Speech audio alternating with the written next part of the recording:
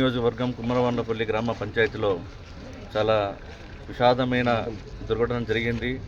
ఈ ఘటనలో దాదాపు 5 మంది ప్రాణాలు కోల్పోవడం జరిగింది.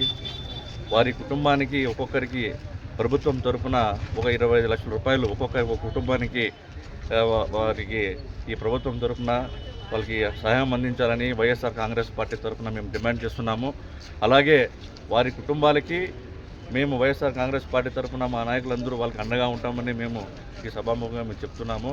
తర్వాత దాదాపు 20 నుంచి 24 మంది దాకా గాయపడినారు. ఆ గాయపడిన వాళ్ళు కూడా తగిన ప్రభుత్వం నుంచి వాళ్ళకి వైద్యం సమకూర్చేలాగా చేయాలనేసి మేము వైఎస్ఆర్ కాంగ్రెస్ పార్టీని డిమాండ్ చేసి తెలియజేస్తున్నాం. సార్ అట్లే ఉన్నాయి సార్. మళ్ళీ తీసుకుంటాం.